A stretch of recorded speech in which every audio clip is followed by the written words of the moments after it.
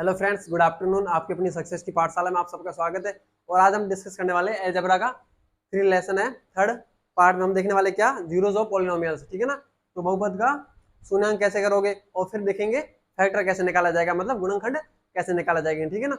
अगर क्लास में कुछ लगता है कि मैं कुछ बेटर कर रहा हूँ तो अपने फ्रेंड के साथ भी शेयर कर देना और चैनल को सब्सक्राइब भी कर देना। ठीक है ना। फिर क्लास स्टार्ट करते हैं। तो फिर सबसे पहला अपना फर्स्ट टॉपिक रहेगा, वो है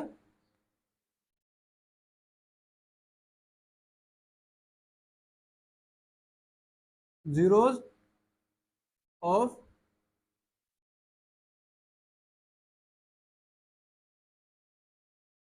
जीरोस ऑफ पॉलिनोमियल्स, मतलब बहुपद का क्या बोलोगे, तो शून्यांक।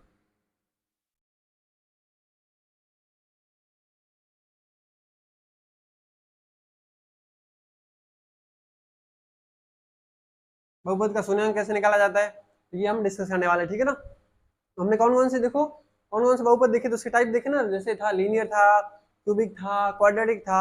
ये 3-4 पढ़े थे ना। तो सबसे पहले हम स्टार्ट करते हैं लीनियर पॉलिनोमियल्स। फर्स्ट आ जाएगा अपना लीनियर। लीनियर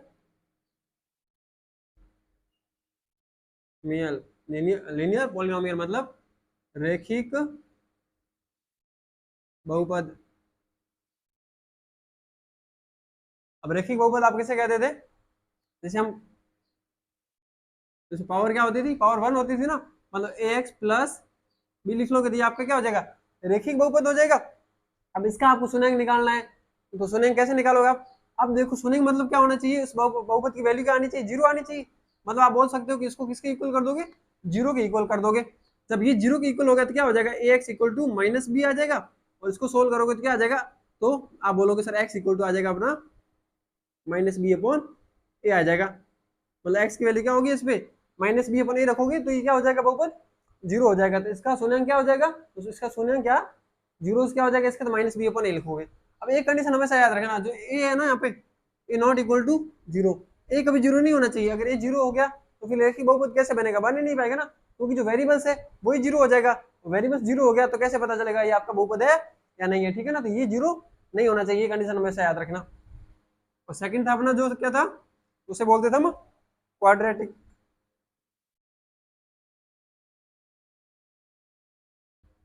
क्वाड्रेटिक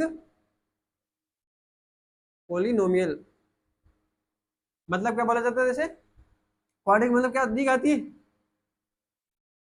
तो क्या बोल दोगे, क्वाड्रेटिक मतलब दी आती है बहुपद, मतलब पावर कितनी है इसकी, दो है तो दी आती है। इसे कैसे निकालोगे, तो इसको आप कैसे लिख सकते हो, A X square plus B X plus C आ जाएगा। यहाँ किसी को लिखना तो लिख लो हिंदी में दी घात।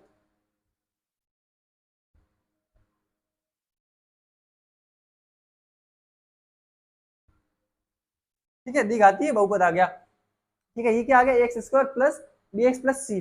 अब देखो इसका हम एक फैक्टर निकालने के पहले तो ये कंडीशन लिख लो। हर किसी के लिए कंडीशन सेम होगी कि A not equal to zero. A zero नहीं होना चाहिए। ए जीरो हो गया तो अपने को पता है कैसे चलेगा कि इसका वेरिएबल की पावर कितनी है। और पावर नहीं पता चलेगा तो कैसे बोलोगे आपकी क्वाड्रेटिक है, लीनियर है, क्या है, तो नहीं बता पाओगे ना। तो ये कंडीशन हमेशा साथ में लिखोगे कि A not equal to zero होगा। ठीक है। अब बात करते हैं इसके शून्यांक के लिए।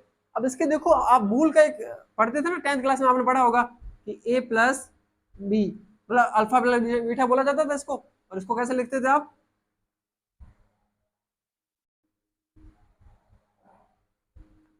आप इसको लिखते थे अल्फा प्लस बीटा। मतलब अल्फा और बीटा मतलब इसे बोला जाता है मूल। मूलों का योग लिखते थे और दूसरा क्या लिखते थे, तो मूलों का गुणनखंड लिखा जाता था। मूलों का योग क्या लिखते थे आप लिखते थे माइनस बी अपॉन ए, यही तो लिखते थे। और जब गुणनखंड करोगे मतलब अल्फा और बीटा इक्वल टू क्या आ जाएगा, तो सी अपॉन ए आ जाएगा। यहाँ किसी को दिक्कत नहीं है ना। ये सारी चीज आपने 10th क्लास में पढ़ रखी होगी। तो ये इसके, अब देखो जैसे आप देखो ये क्वाड्रेटिक था, क्यूबिक आ जाए तो क्या हो जाएगा, यहाँ पे क्या था, one upon only for C B upon A था। फिर क्या होगा, बी अपॉन ए के बाद सी अपॉन ए, मतलब ए हमेशा क्या आ रहा है, डिवीजन में आ रहा है और बी से शुरू करना है। अगर डी आ जाता तो क्यूबिक आएगा, उसमें देखना क्या करोगे। जैसे हम कर लेते हैं यहाँ पे, थर्ड आ जाएगा ना यहाँ पे, क्यूबिक पोलिनोमियल।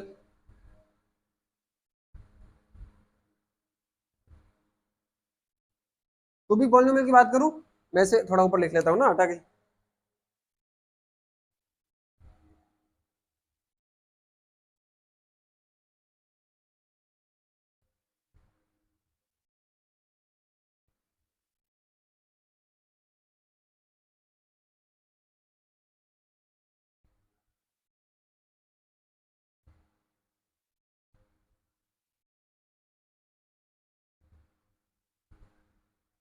ठीक है।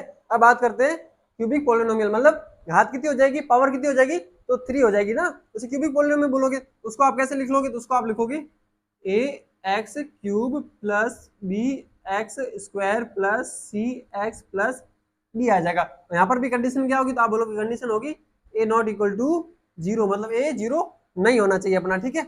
अब बात करो सर इसका हम कैसे निकालेंगे, तो वही का वही, इसमें भी क्या कर दोगे, मूलों का योग पहले तो कर दो, तो alpha plus beta plus gamma हो जाएगा।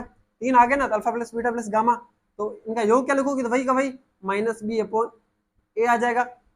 सेकंड क्या लिखोगे, तो सेकंड लिख लोगे alpha beta plus beta gamma plus gamma और अल्फा, ये क्या आ जाएगा, तो ये आ जाएगा सी अपॉन ए, आप लिख लोगे सी अपॉन ए। अब क्या लिखोगे, अल्फा बीटा गामा तीनों का मल्टीप्लाई, तो अल्फा बीटा और गामा तीनों का मल्टीप्लाई जो करोगे वो क्या आएगा, वो आ जाएगा डी अपॉन ए, माइनस डी अपॉन ए आ जाएगा, ठीक है। ये आ गया ए क्यूब माइनस डी अपॉन ए आ गया, ठीक है। अल्फा बीटा और गामा का जब मल्टीप्लाई करोगे तो वो क्या आ जाएगा, डी अपॉन ए आ जाएगा। अब आपको देखो जैसे नेक्स्ट फॉर्म आ गई तो क्या फिर क्या लिखोगे, ई आएगा तो ई अपॉन ए, मतलब सब में डिवाइड में क्या आ रहा है अपने यहाँ, तो सबके डिवाइड में ए आ रहा है, ठीक है ना। जैसे जैसे पावर बढ़े बस ए का डिवाइड करते रहो, और बी फिर सी और डी में डिवाइड, मतलब डिवाइड करना अपने को, ठीक है। ये इसके क्या निकल जाएंगे, इसको बोला जाता है मूल, ठीक है। और ये इस तरीके से निकालना है आपको, ठीक है। अब देखो कैसे अप्लाई करोगे तो वो तो हम क्वेश्चन करेंगे तब समझ आ जाएगा आपको, ठीक है। तो किसी को दिक्कत नहीं है ना, आज से कोई भी आपको पूछे शून्यांक क्या होता है, जीरो फॉर्म क्या होता है, मतलब किसी बहुपद में ऐसी वैल्यू पुट करनी जिससे वो बहुपद क्या हो जाए, जीरो हो जाए, उसका मान क्या आ जाए, जीरो आ जाए, ठीक है ना। वही उसका क्या होता है, शून्यांक होता है, जीरो फॉर्म होता है, ठीक है। अब बात करते हैं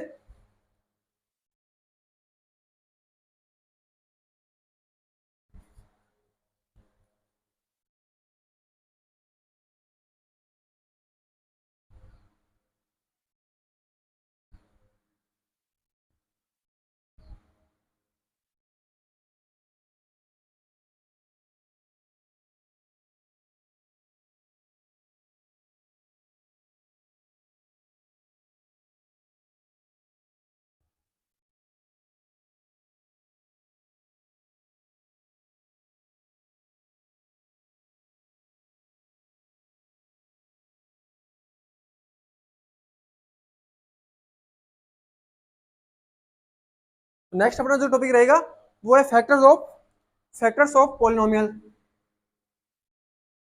क्या रहेगा, आप बोलोगे फैक्टर्स ऑफ पॉलिनोमियल, मतलब आप बोलोगे बहुपद के गुणनखंड।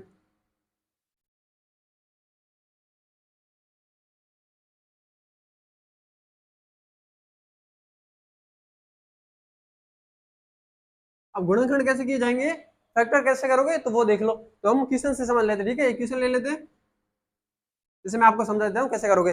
जैसे आपके पास एक क्वेश्चन है एक्स क्यूब, मतलब एक्स की पावर 3 आ गई ना, x cube minus 23 x square, फिर आपके पास है प्लस 142 एक्स, और फिर आ गया माइनस 120। अब इसका क्या करना है आपको, फैक्टर निकालने हैं, इसके गुणनखंड निकालने। तो गुणनखंड कैसे निकालोगे, अब देखो गुणनखंड निकालने इतने बड़े में आप सीधा तो गुणनखंड कर नहीं पाओगे, आपको क्या करना है, कोई वैल्यू एज्यूम करनी है और वो उसमें पुट करनी है। तो सबसे पहले हम एक कर लेते, मान लिया आपने, सॉल्यूशन करो, आप रखो कि वैल्यू f1 रखने पर आपका मान 0 आता है नहीं आता, ये चेक करो, ठीक है। तो कर लो चेक, आगे देखो x वैल्यू रखोगे क्या 1, पहले ऐसे लिखोगे x इक्वल टू 1 लिखा, आएगा नहीं आएगा तो बाद में पता चलेगा ना।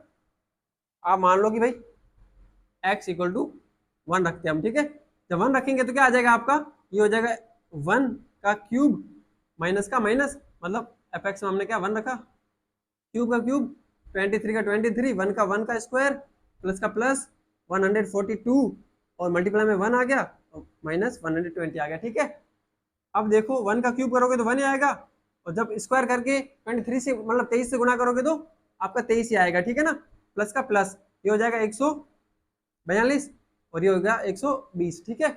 ये देखो 142 और एक आ गया 143 आ जाएगा आपके पास, आप इसको लिख सकते हो 143, और माइनस देखो 120 120 और 123 कितना हो गया, ये भी 143 आ गया, मतलब 143 ये भी आ गया, इससे ये कट गया तो आपका आंसर क्या है, 0 आया। मतलब एफ एक्स में 1 रखने पर आपका आंसर 0 आया नहीं है।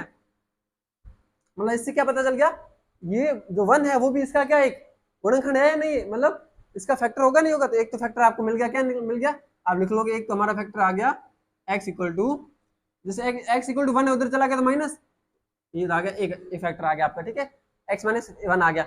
अब क्या करो, एक आ गया तो पूरी से डिवाइड कर दो तो बाकी वाले 2 भी मिल जाएंगे आपको।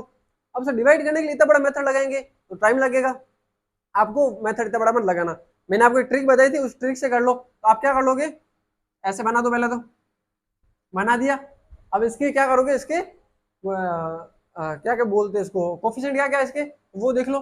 इसका कोफिशिएंट क्या हो जाएगा, इसका कोफिशिएंट आ गया अपने पास 1, एक्स क्यूब का कोफिशिएंट 1 आ गया, और एक्स स्क्वायर का क्या आ गया तो माइनस का 23 आ गया, और एक्स का आ गया तो 142 आ गया, और इसका आ गया माइनस का 120 आ गया। दिक्कत नहीं है ना किसी को। और इसको क्या लिखोगे, इसका कोफिशिएंट 1 होगा ना, प्लस का 1 लिखोगे ना, ये क्या 1। अब देखो ये तो सेम का सेम लिखना था, मैंने बोला था 1 का जब 1 से मल्टीप्लाई किया तो 1 आया, उसको इसमें ऐड कर दो तो कितना हो जाएगा माइनस का 22।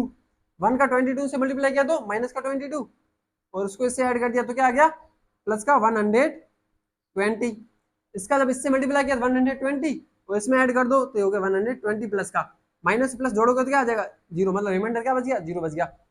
और ये आपकी क्या बन जाएगी सेकंड, जो इसके फैक्टर कर दोगे ना, जैसे इसको क्या लिख सकते हो तो पॉलिनोमियल फॉर्म में लिख लो इसको। तो एक तो आ गया एक्स, इस पावर क्यूब थी तो ये एक पावर कम हो जाएगी, एक्स स्क्वायर आ गया, -22 एक्स आ गया, और प्लस 120 आ गया। इसी में से फैक्टर 2 निकलेंगे। आप एक 120 है ना, इसके 2 फैक्टर करो तो क्या क्या लिख सकते हो इसको, एक तो आप लिख सकते हो 12 और एक लिख सकते हो 10, लेकिन आपको आंसर देखो यहाँ पर माइनस में ले आना, माइनस माइनस कर दो, ठीक है। तो ये 12 और 10 जब मल्टीप्लाई करोगे तो प्लस आ जाएगा, और ऐड करोगे तो माइनस आ जाएगा। एक फैक्टर तो क्या आ गया -12 और एक आ गया -10 आ गया। तो आप क्या क्या लिख सकते हो, एक x -12 और एक आ गया x -10, ठीक है।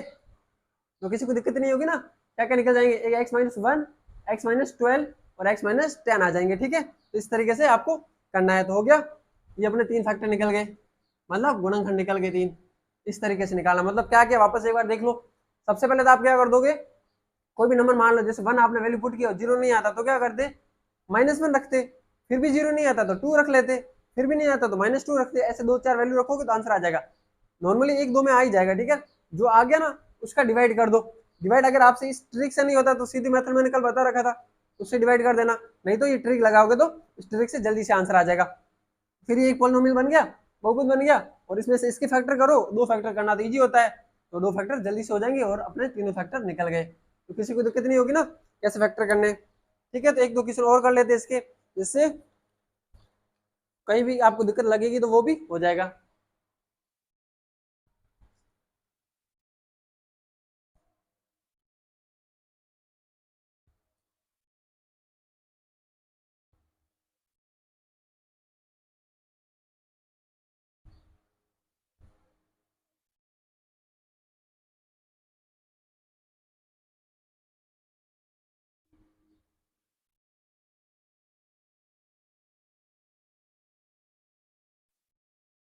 अब देखो, जैसे आपको क्वेश्चन दे दिया किसी ने, आपके पास क्वेश्चन है जिससे बोल रखा है कि x-1 है ना, ये कि x² माइनस √2x और +1 का क्या है, का फैक्टर है। मतलब x-1 जो है ना, ये है ना इस पूरे का क्या फैक्टर है, मतलब गुणनखंड है, ठीक है। अपने को क्या फाइंड करना है, तो अपने को फाइंड करना है, तो अपने को k की वैल्यू फाइंड करनी है। अब देखो आपको पता है x-1 इसका फैक्टर है, मतलब x इक्वल टू 1 रख, मतलब 1 रखोगे x की जगह तो ये क्या आना चाहिए, पूरा 0 आना चाहिए। इससे आप समझ गए, आपको समझा फंक्शन में जब x की जगह क्या रख लोगे 0 रखोगे तो ये क्या आना चाहिए पूरा, सॉरी 0 क्या 1 रखोगे, ये फंक्शन क्या आना चाहिए 0 आना चाहिए, ठीक है। तो आपने के x जगह रख लिया 1 का स्क्वायर -2 और x जगह 1 रख लिया प्लस का 1 इक्वल टू आना चाहिए 0 आना चाहिए। अब 1 का स्क्वायर करो अगर 1 तो k का तो k आ गया, 1 का जब √2 से मल्टीप्लाई किया तो √2 आ गया प्लस का 1 और इक्वल टू 0 आ गया। अब देखो रूट टू माइनस का उधर जाएगा तो इस साइड आ गया तो प्लस का रूट टू, और ये प्लस का वन इधर आएगा तो माइनस का वन आ गया। तो के का मान क्या आ गया, के की वैल्यू क्या आ गई, आप बोलोगे के की वैल्यू आ गई अपने पास रूट टू माइनस वन आ जाएगा। क्या आ जाएगा, रूट टू माइनस वन आ जाएगा। तो किसी को दिक्कत नहीं है ना। अब क्या हो गया, आपको फैक्टर दे रखा है एक फैक्टर, और बोला है के का मान बताओ, मतलब कोई अननोन आ गया, वेरिएबल्स कांस्टेंट आ गया, वेरिएबल्स आ गया, उसकी वैल्यू अपने को बतानी है। ठीक है, ये हो गया होगा सबका।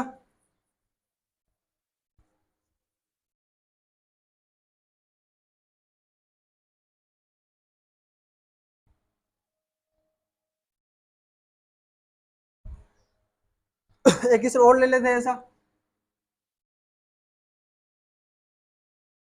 आपको बोल रखा है x माइनस वन, और दूसरा है x minus two, x plus two sorry ना, x माइनस वन और x प्लस टू है वो एक्स क्यूब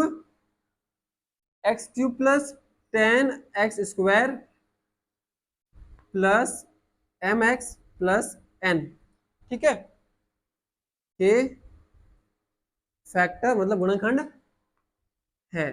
तो अपने को क्या बताना है, एक तो m की और n की जो वैल्यू होगी वो बताना, m और n का मान अपने को बताना है। ठीक है, आपको क्या क्या बोल रखा है, एक तो इसका फैक्टर ये और एक इसका ये फैक्टर है, दो फैक्टर होंगे ना, दो फैक्टर अपने को दे रखे। ठीक है, तो अपने को दो फैक्टर दे रखे और मान बताना कि ये क्या होगा। तो बताओ आप कैसे करोगे, क्यूब है, फैक्टर तो तीन होने चाहिए, तो अपने को दो फैक्टर दे रखे और मान बताना, तो बता दोगे ना आप। तो क्या कर लोगे पहले तो एक्स क्यूब वाली है ना, हाँ, तो पहले तो आप मान लो कि एक्स इक्वल टू वन आ जाएगा, एक्स माइनस वन है तो एक्स इक्वल टू क्या आ जाएगा, वन आ जाएगा। फंक्शन में रखो, फंक्शन ऑफ एक्स है क्या है अपने पास, X cube plus 10x² plus mx plus n, और इसमें एफ एक्स की वैल्यू वन रखी है आपने, यहाँ पर तो आ गया वन, प्लस का प्लस, वन का स्क्वायर किया तो वन, और वन को 10 से मल्टीप्लाई किया तो 10, वन का जब एक्स से एम से मल्टीप्लाई किया तो एम, और प्लस का एन आ गया। और ये फंक्शन क्या होना चाहिए, जीरो होना चाहिए ना भाई, वन रखने पर आएगा, अगर है तो जीरो हो जाएगा, ये होना चाहिए जीरो के इक्वल। तो ये होगा 10 और वन 11, तो आप लिख सकते हो एम प्लस एन, प्लस का 11 इधर गया तो माइनस का, तो इक्वल टू आ जाएगा -11। ठीक है, एक समीकरण बन गया आपके पास ये। ठीक है ना, इक्वेशन बना दिया आपने एक। सेकंड आपको क्या करना है, x प्लस टू है तो उधर जाएगा तो माइनस हो जाएगा, तो आप -2 रखोगे मान, वैल्यू रखोगे, इसमें वापस से रखो, तो आपने रख लिया -2, तो ये भी क्या होना चाहिए, जीरो होना चाहिए ना। तो देखो क्यूब मतलब टू का क्यूब करो तो कितना हो जाएगा, 8 आ जाएगा, माइनस का 8 तो माइनस का 8 आ गया, प्लस का प्लस, टू का स्क्वायर किया तो 4, और 4 का 10 से मल्टीप्लाई किया तो 40, तो प्लस का 40 आ गया, प्लस का प्लस, -2 होगा ना, तो -2m और प्लस का n, इक्वल टू आना चाहिए अपना जीरो आना चाहिए। देखो माइनस का 8 और माइनस प्लस का 40 तो कितना हो गया, प्लस का 32 32 आ गया, -2m है, और ये प्लस n है, इधर से इधर लेके आ जाओ, हो गया 2m plus n equal to 32 आ गया। ये सेकंड इक्वेशन आ गई आपकी। ठीक है, तो m plus n equal to -11 है, आप क्या कर दो, n की वैल्यू रख लो, n की वैल्यू क्या रख सकते हो, तो n इक्वल टू -11 और -m, ये रख सकते हैं ना हम, यहाँ पर रख लो, वैल्यू पुट कर दो। तो आप इसको कैसे सोल्व कर दोगे, 32 इक्वल टू 2m, ठीक है, और यहाँ पर ये माइनस का होगा ना, इधर इधर आएगा तो माइनस का हो जाएगा। तो ये माइनस का है पहले से, और ये माइनस आ गया, तो ये क्या बन जाएगा, प्लस का m और प्लस का 11 आ गया। ठीक है, अब सोल्व करो इसको, ये आ गया 3m और ये प्लस का 11, 11 प्लस का इधर गया तो माइनस का, मतलब 32 में से 11 चला जाएगा तो क्या आ जाएगा, आप बोलोगे सर 21 आएगा, और 3m आ गया। अब मतलब m की वैल्यू निकालनी है अपने को, तो m इक्वल टू 21/3 आ गया, 3 का भाग दोगे m में, मतलब 21 में दे दोगे तो क्या आ जाएगा आपका, m का मान आ जाएगा 7। m की वैल्यू तो आपके पास क्या आ गई, अब बोलोगे सर m की वैल्यू तो अपने पास आ गई 7। अब निकालनी थी n की वैल्यू, तो 7 वैल्यू इसमें पुट कर दो, यहाँ पर लिख लिया 7, 7 जब यहाँ पर लिखा प्लस का, इधर आया तो माइनस का, 11 और 7 कितना हो जाएगा, तो 18। आप बोल दोगे सर n की वैल्यू आ गई -18, ये हो गया आपका आंसर। तो ये दोनों वैल्यू आपको निकाल दी, m की भी निकाल दी और n की भी निकाल दी, तो किसी को दिक्कत नहीं होगी ना कैसे करना है। इस टाइप के क्वेश्चन आते हैं एग्जाम में, ठीक है ना, तो ऐसे सोल्व करोगे आप। अब देखो नेक्स्ट वाला देख लेते हैं, एक दो क्वेश्चन और कर लेते हैं, थोड़ा बहुत डाउट है आपको वो भी क्लियर हो जाएगा।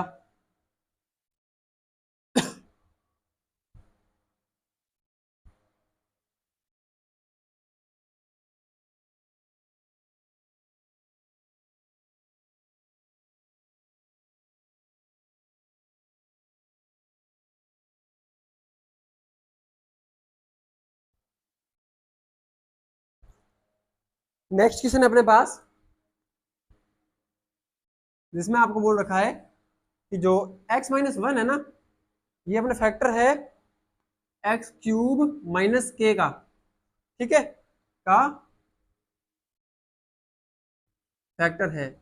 तो अपने को किसकी वैल्यू बतानी है, तो के की वैल्यू फाइंड करनी है। आप देखो ये इसका अगर फैक्टर है तो जब इसकी वैल्यू मतलब x इक्वल टू वन जब रखोगे वैल्यू, मतलब फंक्शन ऑफ x है तो वन रख लोगे तो वो क्या आना चाहिए, जीरो आना चाहिए, नहीं आना चाहिए, जीरो आएगा। तो आप क्या बोल दोगे, वन की जब पावर क्यूब माइनस के इक्वल टू क्या आएगा, जीरो आएगा। तो आप बोल दोगे वन जब क्यूब करोगे वन का तो वन आएगा, ये माइनस का इधर गया तो प्लस का, तो फाइनली के इक्वल टू क्या आएगा, वन आया नहीं आया, तो के की वैल्यू क्या आ जाएगी, आप बोल दो कि के की वैल्यू वन आएगी, ठीक है ना। तो इस तरीके से ऐसे क्वेश्चन भी सोल्व करने हैं, ठीक है। तो आज हमने देख लिया शून्यांक और गुणनखंड देख लिया, ठीक है ना। आज के लिए क्लास में इतना ही रखते हैं, फिर नेक्स्ट क्लास में जो इसके फॉर्मूले होंगे ना वो वाले देख लेंगे सारे, ठीक है ना।